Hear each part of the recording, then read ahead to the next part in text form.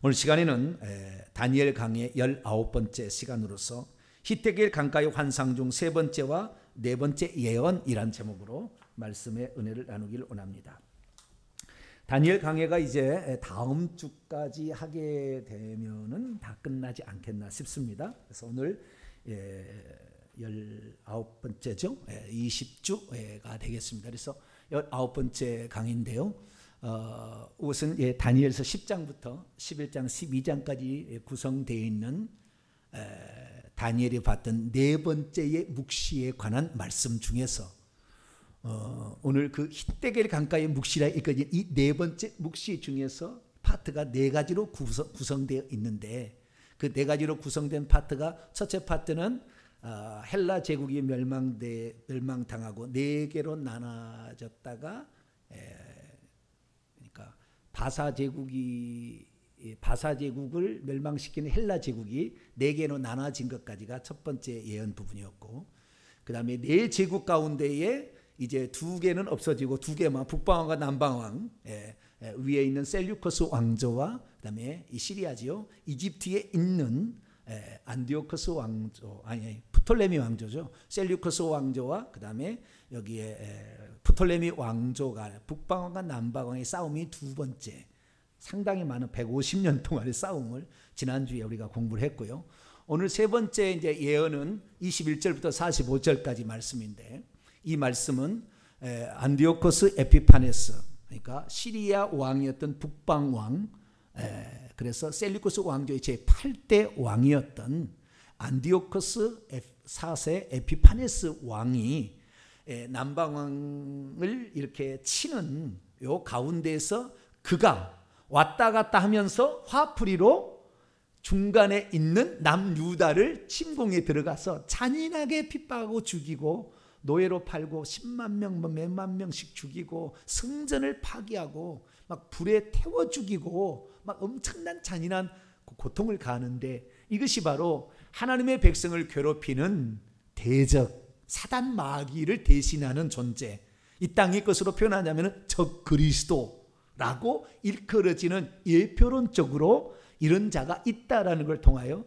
하나님의 백성들은 환난 가운데 지낼 수밖에 없다라는 사실을 이제 여기 말해주고 싶은 거죠. 그것이 바로 이제 세 번째 예언이고, 네 번째 예언은 이것과 맞물려서 마지막 때가 되게 되면 어떤 일이 벌어질 것인가라는 거예요. 그래서 마지막 때도 세 가지가 있을 텐데, 첫째 환난이 있을 것이고, 두 번째 그 다음에 부활이 있을 것이고, 세 번째 상급이 있을 것이다.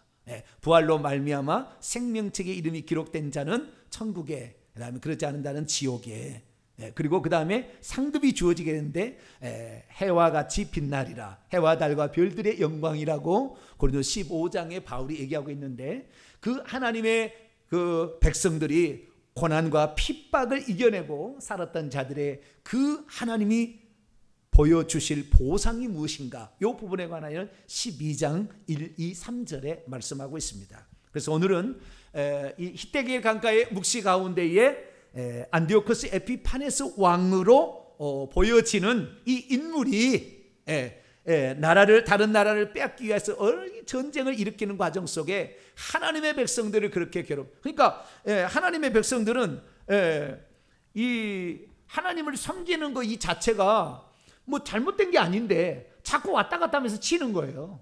왔다 갔다 하면서 치는 거예요. 우리 예수 믿는 사람, 하나님의 백성들을 자꾸 힘들게 하는 거예요. 그러나 우리가 그런 것은 항상 대비하고 있어야 되고, 그런 것이 있어야 끝이 온다는 것을 우리가 알기 때문에, 환난을 우리가 오늘날에도 어떤 교회를 힘들게 한다 뭐 이렇게 한다 하면 우리가 기도를 하지만, 그러나 하나님이 내리시는 것을 우리가 뭐라 하겠습니까? 그렇죠? 우리는 기도에서 긍휼을 얻기를 구하지만, 그러나 하나님께서 우리를 정금같이 연단하기 위해서 하나님이 행할 수가 있고, 또한 우리를 이 알곡과 쭉정이로 나누기 위하여서 하나님께서 그런 일을 행하실 수도 있잖아요. 그렇죠? 코로나를 통하여 진짜 너는 신앙인이냐 아니냐라는 것을 구별하기 위해서 하나님께서 이런 전염병을 내릴 수 있는 거기 때문에 우리는 다각도로 생각해야 돼요. 우리가 하나님이 아니기 때문에 정확히 이렇다라고만 말할 수 없는 거죠. 교회를 핍박한다 이렇게만 말할 게 아니라 하나님이 교회를 치고 있다 이렇게도 얘기할 수 있다는 거죠. 그래서 우리는 다방면을 생각하면서 그럼에도 불구하고 우리의 신앙을 잃지 아니하고 하나님, 오직 한 분 하나님만을 나의 주님으로 섬기는 그러한 믿음을 보이는 성도가 되어서 주님께 인정을 받음으로 천국에 가서 상급 얻을 수 있는 복된 성도가 되기를 바랍니다. 자, 그러면 오늘 이제 세 번째 예언, 히데길 강가의 세 번째 예언을 들어가도록 하겠습니다. 지난주에 약간 제가 말씀을 드렸는데요, 그 부분을 조금 더 얘기를 나누고 그리고 그 다음에 마지막 네 번째 예언을 살펴보도록 하겠습니다. 21절을 읽겠습니다. 다니엘 11장 21절입니다. 시작. 또 그의 왕위를 이을 자는 한 비천한 사람이라 나라의 영광을 그에게 주지 아니할 것이나 그가 평안한 때를 따라서 속임수로 그 나라를 얻을 것이며, 이 제가 나눠드린 이 프린트물을 보시게 되면은 이 시리아 셀류커스 왕조 맨 오른쪽에 1대, 2대, 3대, 4대, 5대가 셀류커스 3세 세라누스잖아요. 그 밑에 내려가게 되면은 6대가 중요해요. 가장 북방왕의 이 셀류커스 왕조의 혁혁했던 아주 대단한 왕이 바로 마그누스라는 이 대왕을 일컬어주십니다. 마그누스 안디오쿠스 3세인데요. 이 3세가 BC 223년에서 187년을 다스리게 되고, 오늘 21절에 나오는 그의 왕위를 이을 자는 이 8대 왕인 안디오쿠스 4세 에피파네스입니다. 그러니까 그 뒤에 그는 7대 왕이었던 셀류쿠스 4세 필로파토르라는 이 왕의 대를 이을 사람. 필로파토르는 에피파네스의 형님입니다. 그러니까 자기는 동생이요, 둘째 아들입니다. 마그누스의 둘째 아들이 에피파네스고, 그 다음에 첫째 아들이 필로파토르라는 그런 왕이었어요. 그래서 이 왕이 어떻게 이렇게 연결되느냐, 지난 시간에 제가 여기 재미난 이야기를 많이 했었는데요. 어쨌든 이 마그누스가 남방왕 이집트 프톨레미 왕조를 이렇게 먹기 위하여서 자기의 딸을 시집 보냈다겠죠. 그렇죠? 그래서 남방왕이었던 프톨레미 5세 에피파네스라는 왕에게 자기 딸을 시집 보내가지고 이 자기 딸을 통하여서 거기를 먹어버리려고 했는데, 시집 가서 남편을 사랑해가지고 남편을 도와줘 버려가지고 결국에 그 뜻을 이루지 못하게 되었다라는 얘기를 드렸습니다. 그런데 이 안디오쿠스가 이 에피파네스라는 이 왕을, 남방왕을 쳐들어갈 때에 이 로마가 이 밑에 프톨레미 왕조의 이집트가 나라가 멸망되면 안 될 것 같으니까 균형을 맞추기 위하여 로마가 이 애굽을 지원을 해줘요. 그래서 지원을 해줘가지고 로마의 스키피오 장군이 이 이집트를 도와주는 겁니다. 이 남방왕을 도와줘요. 그래서 결국에 마그누스가 전쟁을 하게 되는데, 이걸로 말미암아 마그누스가 힘이, 이제 그 북방왕도 힘이 좀 약해집니다. 근데 아직 완전히 약해지는 건 아니지만 이 스키피오 장군하고 싸워가지고 전쟁에 대패를 하게 됩니다. 대패를 하게 돼가지고 아파미아 조약이라는 것을 체결하게 되죠. 아파미아 조약이라는 것을 체결하게 되는데, 이로 말미암아 이 시리아 왕 마그누스가 20명의 인질을 보내주는 거예요. 그때 보내주면서 첫째 아들은 안 보내고 둘째 아들을 볼모로 보냅니다. 우리나라 소현세자가 옛날에 중국에 갔다 가잖아요. 볼모로 가듯이 마찬가지로 이 둘째 아들이 에피파네스인데, 에피파네스가 13살 때인가요? 13살 때일 거예요. 13살 때인가 몇 살인가 좌우지간 그리 포로로 잡혀갑니다. 그래서 13살 때는 아니고 정확히 보면 13년을 거기에 있어요. 몇 살인지 정확히 모르겠네요. 13년 동안 포로로 잡혀 있어요. 그때 이제 이 마그누스가 결국에 나중에 죽고 그의 아들 필로파토르에게 제7대 왕에게 인수인계를 합니다. 인수인계를 해요. 근데 이 필로파토르가 결국에 지난 시간에 제가 얘기했습니다마는 그 클레오파트라의 오빠입니다. 클레오파트라, 이 오빠인데, 이 필로파토르라는 왕이 세금을, 아버지가 그 세금을 엄청나게 물렸잖아요. 로마에서 물게 하니까 세금을 거두기 위해서 하는데, 남유다의 성전에 세금이 금이 많이 있다. 이걸 얘기를 누가 고발이 들어와가지고 그 밑에 있는 총리 대신 헬리오도루스한테 가가지고 그래서 뺏어와라. 그런데 들어갔는데 거기에서 미가엘 장군하고 두 천사가 나와서 죽으라고 두들겨 맞았다가 여기 하나님이 계셔서 여기는 뺏을 수 없다. 이건 가난한 과부들을 도와준다고 하는 것을 뺏을 수 없다. 그렇게 하는데 필로파토르 왕이 무슨 컷소리를 하냐고 막 하니까 나중에 독살을 해버리죠. 이 총리 대신이 독살을 해버려요. 죽어버리니까 이제 그의 아들로 이제 가야 되잖아요. 그의 아들로. 그의 아들이 데메트리우스라는 아들이 있었어요. 그러니까 필로파토르의 아들이니까 이 사람이 8대 왕이 돼야 되는데 에피파네스가 이제 쟁취를 합니다. 근데 그 필로파토르라는 이 아들이 첫째 아들이 데메트리오스가 있는데 이 데메트리오스를 이 에피파네스가 삼촌이잖아요. 네, 삼촌이 로마로 불러들여요. 로마로 불러들여서 자기가 인질이었는데 자기 대신 그거 해놓고 잠시 어떻게 그렇게 잠깐 갔다 온다 해가지고 자우지가 바꿔치기를 해버립니다. 그래 나와가지고 이제 그 필로파토르의 둘째 아들이 있는데 아주 어린 아주 어린 아이였다고 그래요. 네. 그 어린 아들의 이름이 안디오코스인데 그 안디오코스를 옹립을 해가지고 왕으로 세운다는 미명하에 시리아로 와가지고 결국에 이 자기의 충신이었던 부하를 시켜가지고 또 이 안디오코스를 죽여버립니다. 안디오코스를 죽여요. 그리고는 그것이 탄로나면 자기 왕이 못 될까봐 속임수에 능한다고 그랬잖아요. 비열한 사람이라고 그랬잖아요. 그래서 이 자기 부하 장수가 이 안디오코스를 죽였다고 또 그를 죽여요. 그러니까 뭐 알겠어요. 백성들이 짐작은 가나 어떻게 할 수가 없어서 뭐 이렇게 이제 있는 것이죠. 그러다가 그 자기의 형의 총리 대신이었던 헬리오도루스도 나중에 숙청을 합니다. 숙청을 하고 자기가 왕이 돼요. 그래서 제8대 왕이 된 사람이 안디오코스 에피파네스예요. 그래서 21절에 오늘 볼 말씀, 그의 필로파토르의 왕위를 이을 자 에피파네스는 비열한 사람이라 나라의 영광을 그에게 주지 않으려고 했는데 평안한 때 이렇게 평안하다 하는 때를 속임수로 결국에 그 나라를 쟁취하는 왕이 되었다라는 거죠. 그래서 이제 25절에 가면 그가 힘을 떨치며 용기를 다하여 큰 군대를 거느리고 와서 이제 남방왕을 쳐야 되겠다 생각하고 남방왕을 치러 가는데 그때 남방왕은 6대 왕이었던 6대 왕을 보세요. 여기 남방왕 6대 왕이었던 프톨레미 6세, 여기도 필로메토르라는 이 왕을 치러 갑니다. 이 필로메토르는 자기의 누나 클레오파트라의 아들입니다. 아들. 시집 보내가지고 그쪽을 왔으니까 아들이에요. 그러니까 조카죠. 조카를 쳐서 이렇게 전쟁을 하게 되는 거죠. 그래서 이 필로메토르라는 이 남방왕을 치러 이 에피파네스가 가서 이렇게 있어 대규모 전투를 통하여 결국에 전쟁이 벌어지게 되는데 이 전쟁에 에피파네스가 이깁니다. 에피파네스 이겨요. 그리고 조카를 이긴 거죠. 그리고 조카를 잡습니다. 전쟁이 잡아요. 전쟁이 잡아가지고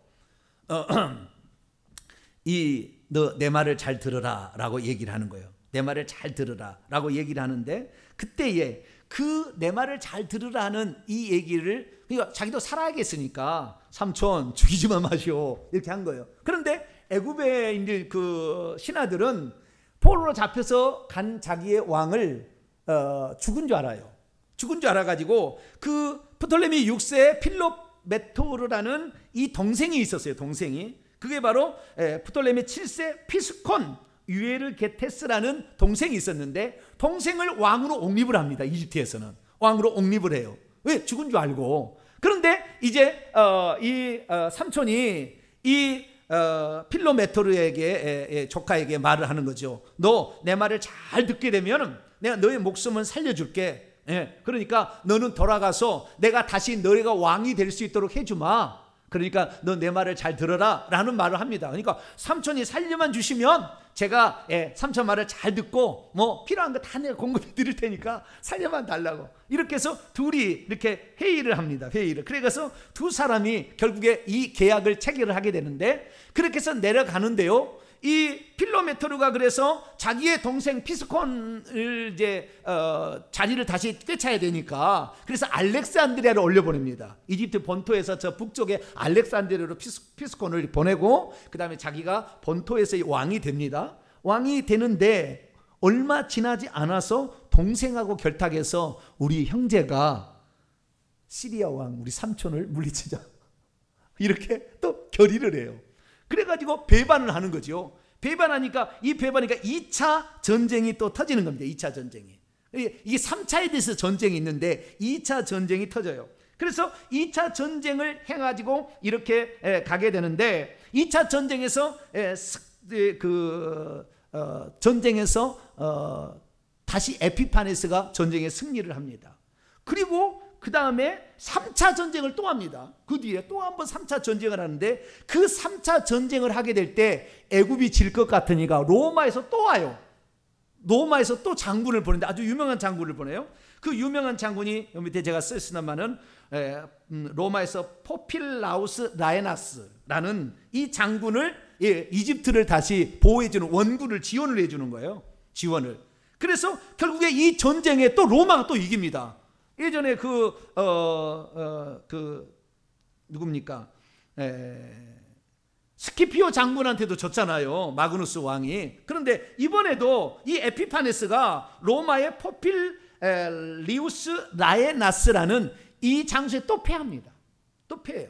그런데 이때는 이 장수가 무슨 세금을 많이 물르거나 볼모로 잡아가는 것이 아니라 이집트에 있는 너희의 그 군사를 다 철수시켜라 라는 그런 조건으로 이렇게 철수를 시키라고 합니다. 그러자 이 3차 전투에서 지면서 올라가는데 소문이 나기를 뭐하냐면은 이 전쟁에서 죽었다, 에피파네스 죽었다는 소문이 남유다에 나요. 그래서 이제는 이 남유다는 할 수만 있으면 맨날 이집트에 붙으려고 해요. 항상 그렇습니다. 이집트에 붙으려다가 남유다도 바벨론에 가서 죽어요. 이집트에 붙었다가 계속 이렇게 시드기야 왕 때 이집트에 붙었다가 결국엔 망하게 되는데 또 이집트에 붙었다가 그러니까 이 에피파네스가 올라가면서 화가 얼마나 이빠이 나잖아요. 그래서 1차, 2차, 3차 이 전쟁하면서 올라가면서 잘 안 되니까 남유다를 치는데 세 번째는 아주 잔인하게 이스라엘 민족을 핍박하는 것이 167년에서 164년까지 요 성전을 파기하는 지난번에 제가 말씀했던 그 사건이 그때 일어나는 거죠. 그래서 여기에 제가 이게 기록을 해놨습니다만은 167년에서 164년까지 요 3년 55일 동안 가장 잔인하게 이스라엘 민족을 핍박하게 되죠. 그때 어떻게 핍박하느냐? 이 사람이 바로 에피파네스가 다니엘서 8장의 작은 뿔이라고 헬라 제국에서 올라온 작은 뿔, 이 작은 뿔이 나오는데 이 사람이 돌아가다가 대궐 예루살렘의 성전으로 들어가 이때 예루살렘에 10만 명을 죽이고요 4만 명을 노예로 팔아버립니다. 이 잡아다가 다른 데 막 팔아요. 그렇게 하면서 뿐만 아니라 성전을 파괴하고 그 다음에 제사를 없애버리는 거예요. 그리고 율법을 소지만 해도 사람을 태워서 죽이는 이러한 그 일들을 자행합니다. 그래서 안식일도 지키지 마라, 할례도 하지 마라, 율법책도 소유하지도 마라, 그 다음에 제사도 지내지 말고 오직 매달 25일에 한 번씩 자기 얼굴을 닮은 제우스 신상을 번제단을 헐고 거기다가 세워놓고 이 신에게 돼지 피를 드리면서 제물로 드려서 이 제물을 먹으라고 이제 사람들에게 줍니다.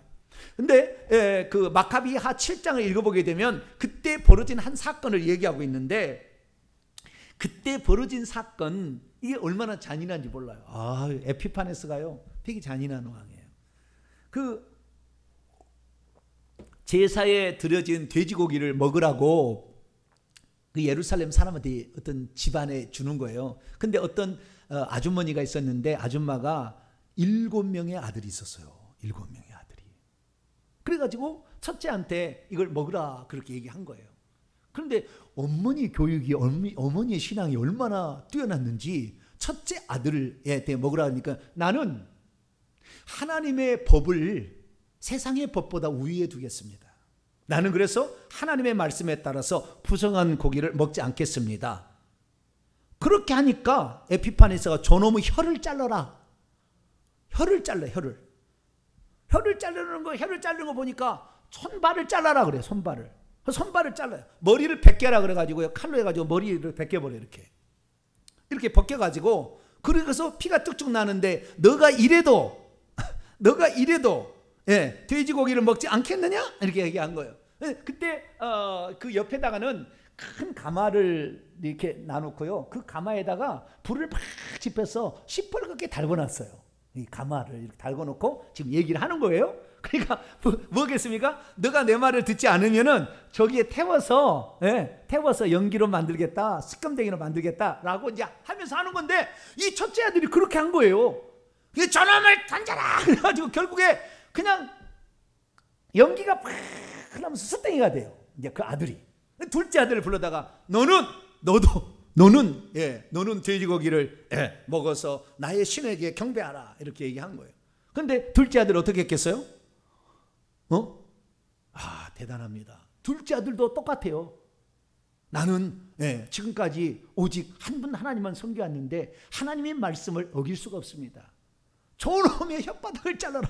그래가지고요, 차근차근 하는데 심지어 7명의 아들을 다 죽여요. 그렇게 7명의 아들이 다 그 현장에서 즉시 손발이 잘려지고 해서 태워서 다 그 큰 가마솥에 들어가서 검대기가 됩니다. 그리고 마지막에는 그의 어머니도 마찬가지로. 어머니가요, 둘째 아들이 죽어 갈 때 그렇게 얘기해요. 그 둘째 아들이 죽어 갈 때 그 왕이 에피파네스 그럽니다. 네가 가서 저 아들을 살리려면 네가 저 아들에게 고기를 먹으라고 얘기를 해라고 엄마를 보내거든요. 엄마를 보내니까 엄마가 뭐라고 하냐면은, 내가 9달을 걸쳐서 너를 태어나게 했지만 너는 내 것이 아니고 하나님의 것이다. 엄마가 그러는 거예요. 내가 너를 9달을 내 뱃속에서 길러서 내 자식이라 하지만 너는 하나님의 자식이지 내 자식이 아니다. 너는 하나님 앞에 믿음을 보여라, 이렇게 얘기하는 거예요. 그래서 그 7명의 자식이 그렇게 죽어가면서 그렇게 하니까 그 얼마나 화가 났는지 10만 명을 죽이는 거예요. 3년 55일 동안 10만 명을 죽여, 사람들을. 잔인하죠? 그래서 마지막에 그 예수 믿는 사람들을 목베어 죽인다, 뭐 카형시켜 죽인다, 사자법이 되게 한다, 이것이 한 번 더 있잖아요. 그러니까 요 한 번 더 있는 것을 다니엘서 12장에 또 예표론적으로 얘기를 해줍니다. 그래서 에피파네스가 바로 그런 왕이에요. 그래서 쭉 이런 내용들을 설명을 이렇게 쭉 해나가고 있어요. 자, 그러면 제가 얘기했던 거 29절로 보게 된다고 한다면, 쭉 뭐 그 예는 생략하고 지나했으니까, 작정된 기한에 그가 다시 나와서 남방에 이를 것이나 3차 전투예요. 이번에 그 전번만 못하리니 기띔의 배, 기띔이라는 것은 시프로스 구브로, 우리 성경에 나온 구브로, 그러니까 로마의 해군이죠. 아까 로마의 해군, 그러니까 포필라우스 라에나스라는 고 로마의 해군이 와가지고 전쟁에서 결국 이기는 겁니다. 그 로마가.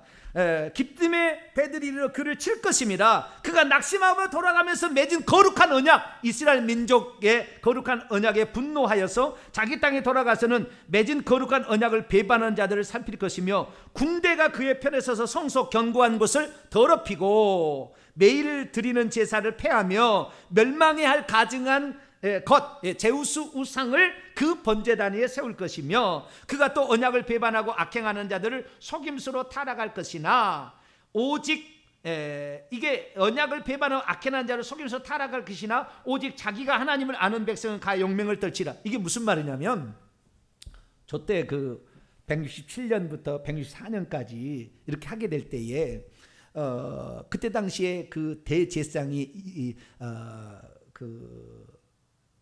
누구였냐면은 누구냐, 이름이 아이오나스가 아니, 잠깐만요.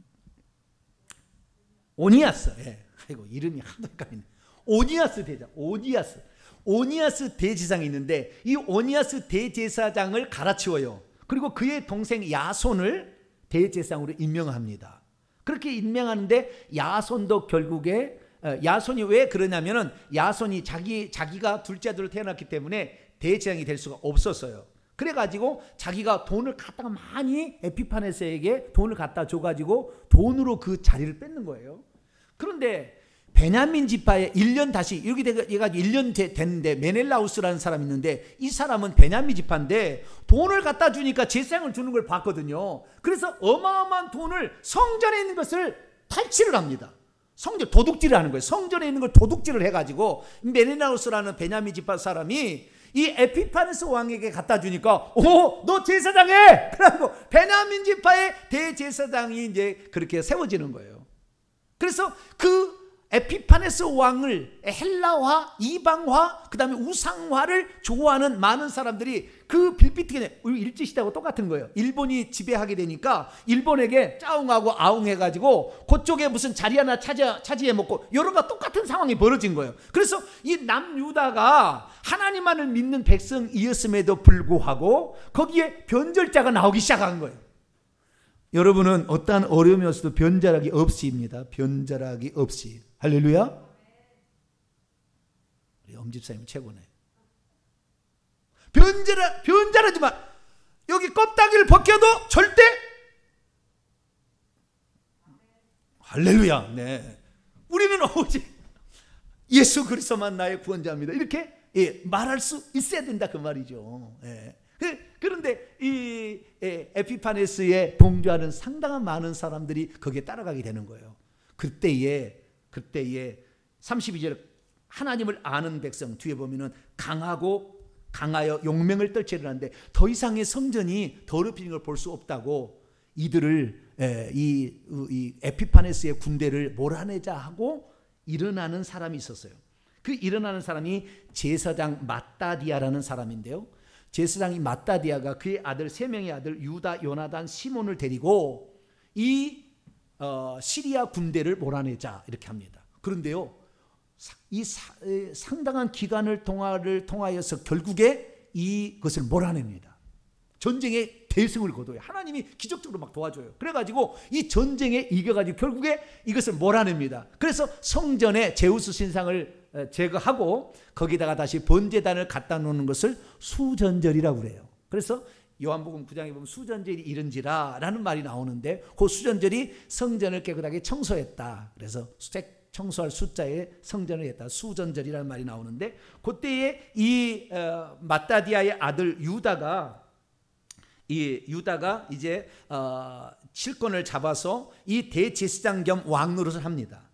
대제사장 왕 노릇을 해요. 그래서 그의 아들로 말미암아 또 왕 노릇을 합니다. 대제사장인데도 왕 노릇을 합니다. 그래서 이것을 우리는 마카비 가문이라고 얘기를 하고, 그래서 몇 번의 전쟁을 통하여서 164년에 6개월인가 얼마 전쟁에서 결국에 몰아내고 남유다를 회복하는 그런 일이 있죠. 그런데 33절 보세요.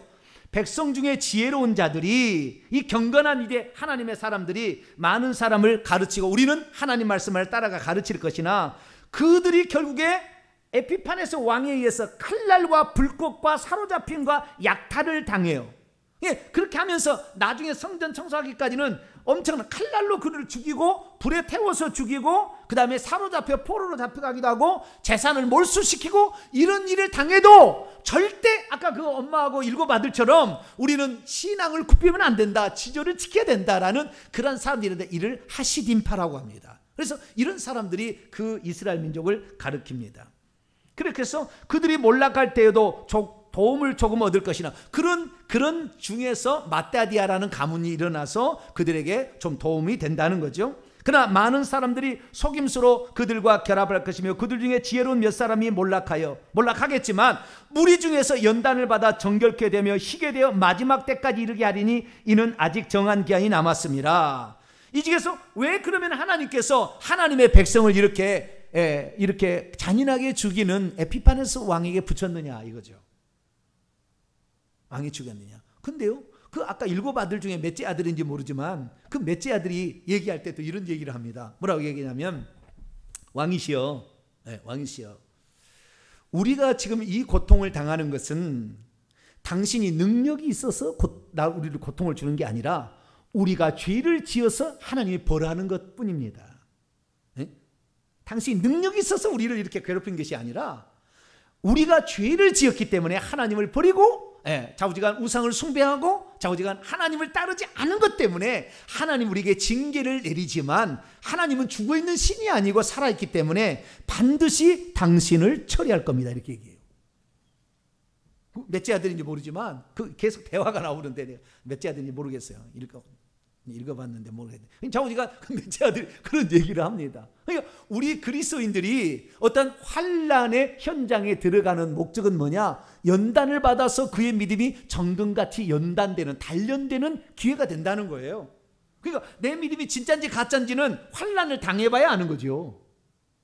좋고 편안할 때 마음껏 찬송하실 때 마음껏 기도할 수 있을 때 뭐 그때는 뭐 아무 문제 없잖아요. 코로나가 없을 때 아무 문제 없잖아요. 근데 코로나가 딱 닥치지 이제는 교회에서 찬송도 못하게 큰 소리를 못하게 하지 기도도 큰 소리를 못하게 하는데 그거에 대해서 그럼 우리 조용해야 되겠다. 물론 지혜가 필요하긴 필요합니다만은 그렇다고 해서 우리가 이거 지금 교회 나가면은 우리는 무슨 문제가 생겨 내가 문제가 생겨 이런 식으로 해가지고 두려움을 가져서 교회가 무슨 우범지대처럼 이렇게 판단하는 것은 잘못된 거죠. 우리는 지금은 이제 믿음을 표현할 때 해야 돼요. 예전에는 뭐 우리가 코로나에 이런 감염 위험성이 있으니까 우리가 교회를 안 나와도 됩니다. 온라인으로 예배 드리십시오 하지만 이제는 교회 나와야 될 때예요. 이제는 그런 때예요. 이것이 우리가 진짜 믿음인지 아닌지 만약에 여기에서 우리가 신앙이 넘어지게 되면 우리는 계속해서 그런 넘어지는 신앙으로 가게 될 것이고 야차하면 교회 안 나오는 거예요. 이제 야차면 안 나오는 거예요. 여러분들은 이때 오히려 고난을 통하여 더 순금같이 빛나는 신앙이 될 수 있기를 축원합니다. 그런데 이 기간은 정한 기간 때까지만 하나님이 허용한 것이지 무한대로 허용한 것은 아니다. 성경 그렇게 말하고 있어요. 그래서 3년 55일만 저렇게 허락했듯이 하나님께서도 우리에게 고난이라는 기간을 줄 때 계속해서 주는 것은 아니고요. 우리의 참 믿음이 있는지 없는지 알고가 쭉정이를 나누기 위해서 하나님이 행할 수도 있다는 것을 알고 신앙을 표현해야 될 때는 단호하게 신앙을 표현할 수 있는 복된 성도가 되기를 축원합니다. 그런데 이제 36절부터 45절까지는 그가 어떤 사람인가에 관하여 자세히 설명을 해주고 있어요.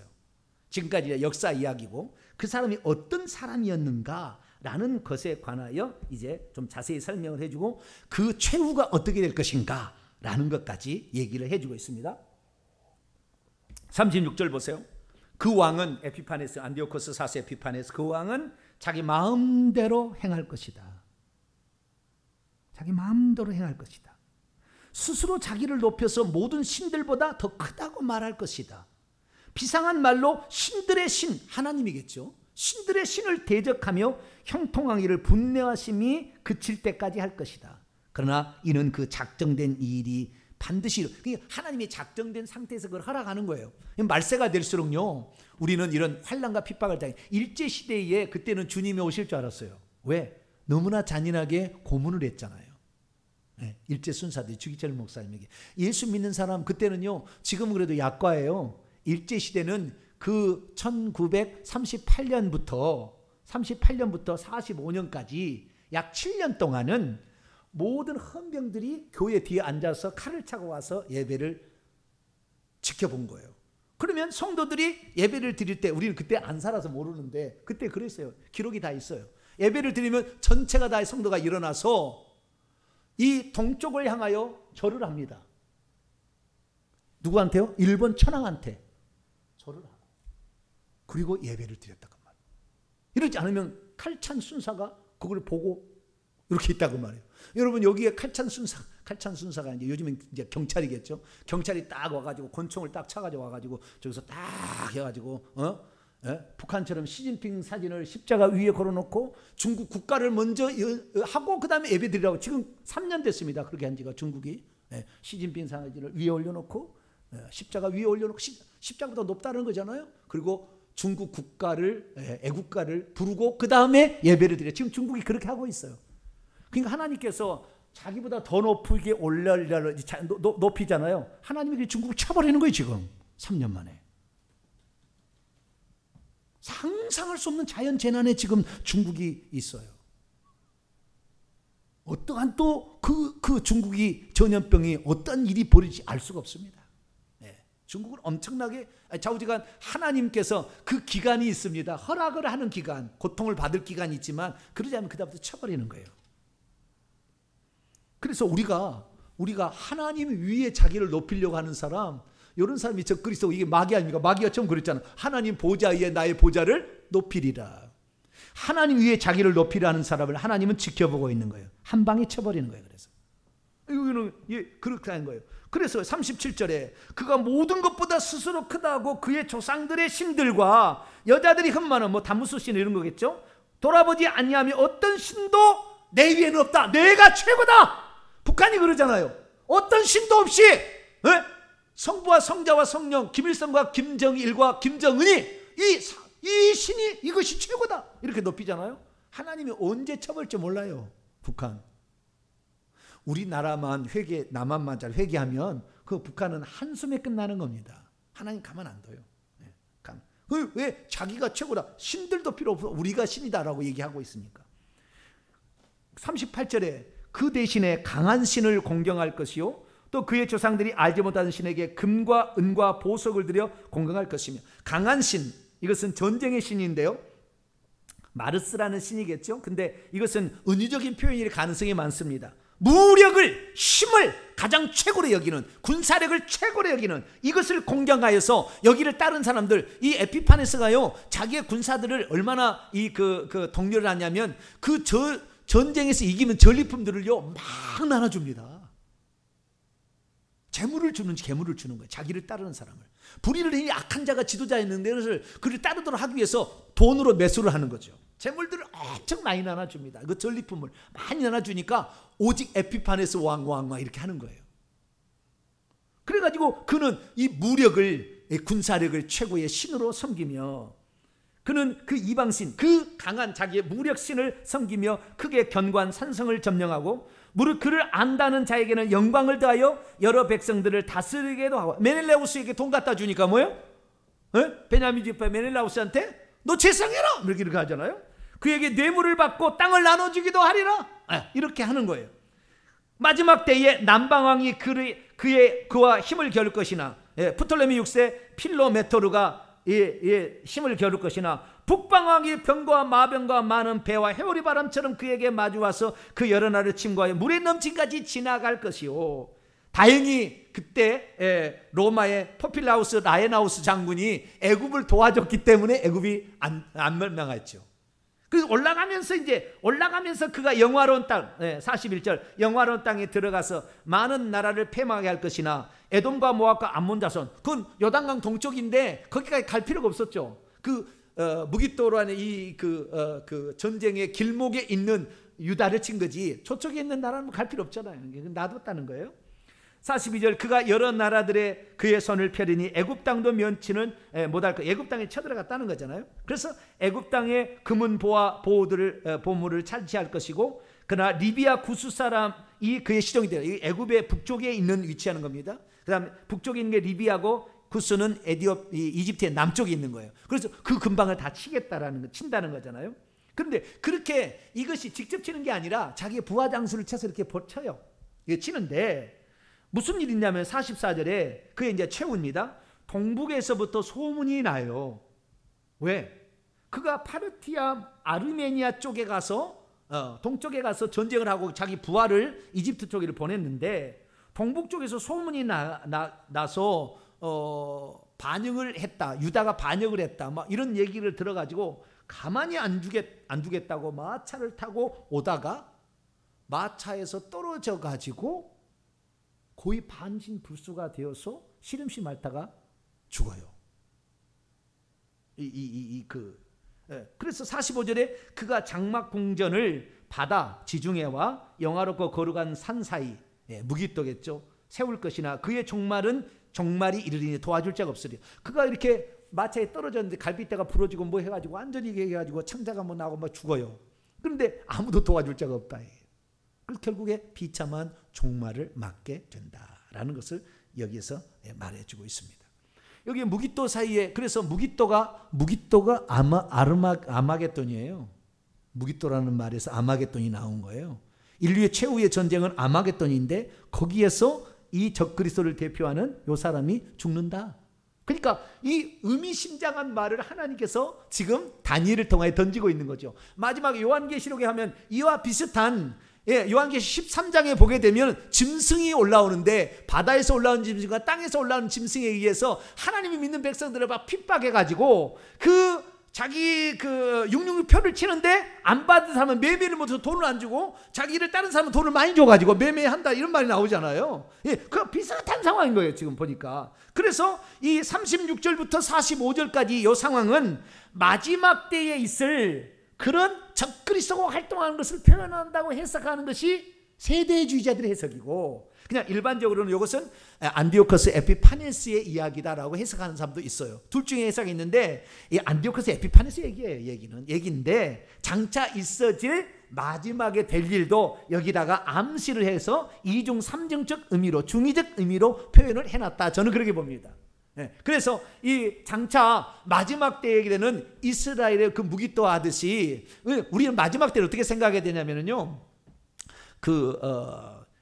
그러니까 지상의 무기토 이렇게 생각 말고요, 이스라엘은 영적 이스라엘로 표현을 가야 됩니다. 하나님께서 남유다 이스라엘 민족에 내가 잃어버린 이스라엘 민족이 잃어버린 양 위에는 다른 데로 보내심을 받지 아니었다고 보면서 이스라엘 민족을 먼저 구원하려고 했는데 믿음이 없어. 믿음이 없어. 그 백부장의 믿음만 또 못하고 수로보니의 믿음만 또 못해. 그래서 여기에 믿음이 없는 걸 아시고 이제 주님께서는 이방인을 문을 여셔가지고 우리 밖에 있는 다른 양들도 있어서 내가 한 목자가 되리라 하므로 이제는 하나님의 백성을 혈통적인 이스라엘 민족에서 이제는 영적인 하나님 백성으로 바꾼 거예요. 그것이 그래서 에스겔서의 성전이, 에스겔서 우리가 강의를 했는데 에스겔서 성전은 절대 이스라엘 민족이 세워지지 않아요. 그건 영적인 의미라. 영적인 의미로 가는 거예요. 오늘날의 천년왕국이 문자질이 이루어진다? 전혀 아닐 거예요. 나중에 보세요. 100% 아닐 겁니다. 왜? 하나님의 기대에 혈통적인 이스라엘은 배반했어요. 끝까지 배반했어요. 주님을 죽이고 하나님을 믿는 백성들을 핍박했어요. 그래서 주님께서는 이 나라 자체, 민족 자체를 없애버리겠다 얘기했어요. 그래서 이 성전이 그 수르바벨 성전이죠. 제2성전인데 헤롯 대왕이 좀 멋있게 꾸몄지만 돌 위에 돌 하나도 남지 않은 때가 올 것이다. 대환란이 찾아오게 될 것이다. 빨리 도망가는 게 나을 것이다 라는 얘기를 마태복음 24장에 하신 것은 이스라엘 민족을 이 땅에 이제는 없어지는 거예요. 우리는 영적 이스라엘 백성인데 영적 이스라엘 백성들에게 핍박이 있다라는 것입니다. 그래서 오늘 교회가 이 핍박을 받고 있는 것은 마지막 때에 지금 살고 있는 표적들이다. 그렇게 보시면 되겠습니다. 자, 12장으로 넘어가서요. 그때에 이제 여기까지 이제 11장까지는 안디오코스 에피파네스를 통하여 말세에 나타날 하나님을 대적하는 자들에 대한 핍박의 상황과 그의 갑작스러운 죽음에 관하여 말해주고 있다고 한다면 12장 1절부터 3절 그 뒤에 있을 그 다음에 역사는 얼마나 지속될지 아무도 몰라. 그때는 아버지도 알고 아들도 모르고 천사들도 몰라. 주님께서 얼마나 그 기간을 연장할지는 아무도 몰라. 그러나 이 핍박이 있고 난 뒤에 어떤 일이 있을 거냐, 딱 세 절로 요약을 해버렸어요. 하나님이니까 가능하지. 우리는 그 뒤에 일어날 모든 일을 이때가 언제입니까? BC 164년경인데 지금 2020년까지 왔잖아요. 얼마나 갈지도 모르잖아요, 앞으로 또. 그런데 요 뒤에 있을 일을 세 구절로 딱 요약을 해가지고 얘기를 해줘요. 왜? 하나님이니까 가능한 거잖아요. 첫째, 1절입니다. 그때에 내 민족을 호위하는 큰 군주 미가엘이 일어날 것이요, 또 환란이 있으리니 이는 개국 이래로 그때까지 없었던 환란일 것이며 그때 내 백성 중에 책에 기록된 모든 자가 구원을 받을 것이라. 이것은 그때 이후로 인류에 있어서는 핍박이 일어나는데 미가엘이 일어난다면 무슨 말입니까? 지난번에 우리가 10장에 얘기했잖아요. 다니엘이 기도했는데 기도 응답을 그 가브리엘 천사가 가지고 오는데 바사구 군주 루시퍼가 막 루시엘이 그걸 가로막아줘. 물론 하나님의 그 섭리였지만 21일 동안 작정해서 기도한다고 했지만 좌우지간 막고 있으니까 미가엘을 보내가지고 결국에 그 기도 응답이 되도록 했다고 했잖아요. 도와주러 오는 존재가 미가엘이에요. 미가엘. 그러니까 마지막까지 환란이 있어도 죽을 그 사람이 죽지 않고 사명이 있으면 안 죽이는 거예요. 미가엘이 와서 도와주는 거예요. 할렐루야. 안 죽는다니까요. 제가 이렇게 많이 외친다 할지라도 저를 하나님이 살려서 너를 쓰시겠다 하면은 하나님이 살려줘 버려요. 할렐루야. 이게 미가엘을 보내서 당신의 군대 장관, 어떤 귀신도 대항을, 귀신들과 마귀를 제압하는 유일한 존재가 미가엘인데 미가엘이 와서 그들을 잡아버려 꽁꽁 묶어버린다 거예요. 그러니까 우리가 하나님의 말씀을 대언하고 증거하다가 죽게 됐으면 죽을 때가 된 모양이구나. 나의 사명이 여기까지구나. 할렐루야 하고 천국 가면 돼. 할렐루야. 거기에 대해서 하나님 벌써 나를 죽이려고 하십니까? 그렇게 할 필요 없어요. 때가 되었구나. 그러나 때가 될 때까지는 오직 진리의 말씀을 더하거나 빼지 말고 외쳐야지. 더하거나 빼지 말고. 저는 그때까지 외칠 거예요. 저는 순교자가 되면 감사하고 안 되면 어쩔 수 없고 그냥 주의 말씀을 이렇게 던져. 내 민족, 여기 내 민족 이스라엘 민족인데 여기는 육적인 이스라엘 민족은 AD 70년으로 끝난 거예요. 그래서 이제부터는 영적 이스라엘 민족인 하나님을 믿는 백성들, 교회를 포함한 거겠죠. 물론 이스라엘 민족도 포함되겠죠. 예수만 믿으면. 그런 민족을 호위하는 큰 군주 미가 일어나서 이제만 그때까지 환란이 계속 있다는 거예요. 개국 이래로 그때까지 있는 환란이 없다는 거니까 진짜 환란들이 많이 있는 거예요. 앞으로도 이런 환란이 한 번 더 있을 가능성이 있습니다. 자, 마태복음 24장. 이스라엘 민족이라고 이것을 제한한다고 한다면 마태복음 24장의 말씀대로 된 거예요. 왜냐하면 마태복음 24장 15절에 그러므로 너희가 선지자 다니엘이 말한 바 멸망에 가증한 것이 거룩한 곳에 선 것을 보거든, 성전 안에 제우스 신상이 세워졌었잖아요. 그런 것을 보거든 읽는 자는 깨달으라. 그때부터는 유대에 있는 자는 도망하라. 빨리 도망하라. 그때 아이벤 자들과 젖먹이는 못 도망가니까 화가 있다. 그리고 겨울이나 안식일에는 도망가기 힘들잖아요. 못 도망가잖아요. 그런 일이 되지 않도록 기도하라. 그러면서 21절 읽습니다. 시작. 이는 그때에 큰 환란이 있겠음이라. 창세로부터 지금까지 이런 환란이 없었고 후에도 없으리라. 이런 환란이, 그게 AD 70년에 3년 동안 결국에 이 자기의 자식을 삶아먹는 사건이 생겨요. 왜? 포위를 하고 3년 동안 아무것도 못하게 하니까. 자기 아들을 삶아먹어. 냄새가 너무 맛있는 냄새 난다고 하니까 자기 아들을 삶아먹는 놔둔 게 있어. 당신도 먹으라니까 하고 도망쳤다잖아요. 그런 일들이 있었던 거예요. 그래서 이런 환란이 있는데, 이런 환란 후에 29절, 그런 환란 후에 즉시 해와 달 별들의 이상이 있고 하늘에 징조가 보여서 인자가 구름을 타고 오는 거예요. 그러니까 요즘에 뭐예요? 환란 전에 훌쩍 올라간다. 환란 전 휴거, 7년 환란 전 휴거. 100% 거짓말이에요. 뭐 안 믿으려면 안 믿고 그렇게 가겠지만 좌우지간 100% 거짓말이에요. 우리는 환란을 다 받고 환란을 견디고, 또 어떤 것은 하나님께서 죽이면 순교하는 것이고 살려주면 끝까지 그 일을 감당하다 가는 것이지, 환란 없이 훌쩍 올라간 전혀 거짓말이에요. 그건 세대주의 거짓말. 세대주의, 천주교에서 지어낸 거짓말이 세대주의에 흘러와가지고 미국 가서 우리나라가 온 거예요. 이것을 뭐 믿을 사람은 믿겠지만 절대 아니라는 거. 믿겠다는 사람은 어쩔 수 없어요. 그건 가야지. 그러나 성경은 환란 다음에, 그 다음에 책에 기록된 자가, 다니엘 12장 1절, 이 책에 기록된 뭐가 있어요? 생명책이겠죠. 요한계시록 20장에 나오는 생명책에 기록된 거예요. 자, 요한계시록 13장 한번 볼까요? 생명책에 기록되지 않는 다 짐승이 경배합니다. 요한계시록 13장 8절. 다 우상 숭배하게 돼 있어요. 읽습니다. 시작. 죽임을 당한 어린 양의 생명책에 창세 이후로부터 이름이 기록되지 못하고 이 땅에 사는 자는 다 그 짐승, 사탄 마귀의 화신인 그 짐승, 세상의 세력 권세자에게, 돈 주는 자에게 복종하게 될 것이다 라고 말하고 있죠. 우리는 하늘의 생명책 이름이 기록되는데 요한계시록 3장 5절에 이기는 자가 생명책에서 그 이름을 지우지 아니한다고 그랬으니까, 우리가 져서 죄를 짓게 돼서 회개치 않으면 생명 이름이 지워집니다. 그래서 출애굽 32장에 그 모세가 하나님께 기도하죠. 그걸 안 거예요. 이스라엘 민족을, 이 우상숭배 이스라엘 다 죽여버리려면 차라리 내 이름을 생명책에서 지워주세요, 이렇게 요청을 했죠. 누가요? 모세가. 그 지워줄 수 있다는 걸 한 거예요.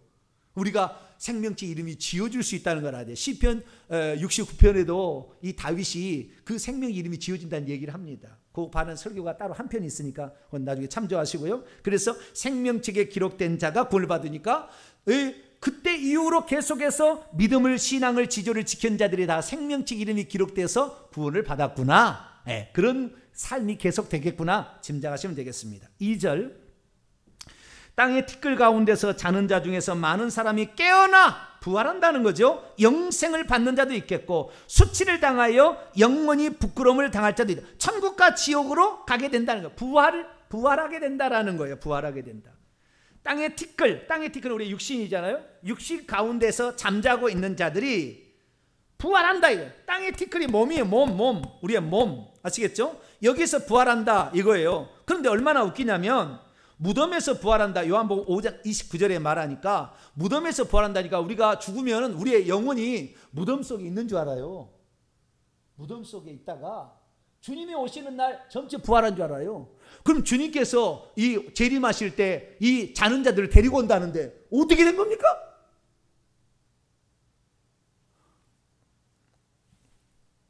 오늘 주일날 오후 찬양 예배 때 이 부활에 관하여 사람이 죽으면 즉시 부활체를 입고 의인은 생명의 부활을 입고 악인은 심판의 부활에서 천국과 지옥으로 나눠지는 거 그때 이루어진다는 것을 제가 체계적으로 말씀을 오늘 주일 오후 찬양 예배 할 테니까 어떤 사람이 그런 허무맹랑한 이가 어디 있느냐 그런 얘기를 디플로 써놨더라고요. 그래서 현재 교리책에 단 하나도 지금 죽으면 지금 부활한다는 교리가 없습니다. 교단에 각 교단에 다른 모든 교단이 그렇습니다. 그러니까 그런 교단에 속한 교리만 배운 사람은 그런 줄 알고 있을 거예요. 그런 줄 알고 있을 거예요. 그러나 우리는 알아야 됩니다. 우리가 예수 그리스도께서 죽으신 다음에 부활의 무슨 열매? 첫 열매. 고린도서 15장 20절에 잠자는 자들의 첫 열매가 되셨어요. 자, 곡식을 심었습니다. 첫 열매가 수확이 됐습니다. 그러면 첫 열매 수확하고 그 다음에 아무도 수확 안 하다가 마지막에 한꺼번에 수확합니까? 첫 열매 익으면 수확하고 그 다음에 또 익으면 수확하고 또 익으면 수확하고 익으면 수확했다가 마지막 때는 한꺼번에 수확하는 거예요. 아시겠죠? 그러니까 예수 그리스도의 부활, 이 첫 열매로 부활한다. 그 다음부터 구약의 성도는 한꺼번에 부활체가 되고 그 다음부터는 개인적으로 계속 부활을 하는 거예요. 그리고 마지막에 주님 오신 날 한꺼번에 우주적인 부활을 시키는 거죠. 이게 무덤 속에 있는 자가 그의 음성을 듣는 그 무덤 속에는 뭐예요? 무덤은 우리의 육체를 가리키는 거예요. 무덤 속에 있는 속에 잠자는 자가 여기 땅의 티끌 무덤 속에 있는 자가 그 잠자는 자 영혼이 그 살아서 부활을 입는 거죠. 그래서 그 부활체를 입고 천국에 들어가게 된다. 이미 그래서 천국에서 천년 동안 왕노를 한 자들가 주님 재림 때에 동참해서 아마겟돈 전쟁의 전사로 참여하게 된다. 수많은 이런 자료들을 주일 오후 찬양 때 제가 체계적으로 말씀을 드릴 테니까 그 부분은 참조하시기 바랍니다. 그래서 주님께서 이 164년 이후에 되어질 일들은 환난에도 믿음을 지키고 있는 사람의 생명체 이름이 기록된 사람만 구원을 받게 될 것이고 뿐만 아니라 구원은 죽은 즉시 부활체를 입고 바로 영생에 참여하거나 지옥에 들어가게 될 것이다 라는 것을 말해주고 있어요. 3절 그러면 그 천국에 들어갈 자에 대한 이야기예요. 지혜 있는 자는 궁창의 빛과 같이 빛날 것이요 많은 사람을 옳은 대로 돌아오게 하는 자는 별과 같이 영원토록 비치리라. 천국에 가면은 영광이 있다는 거예요. 빛나는 것이. 빛나는 게 있다는 거예요. 예수님께서 이런 얘기를 하셨어요. 마태복음 13장을 볼까요?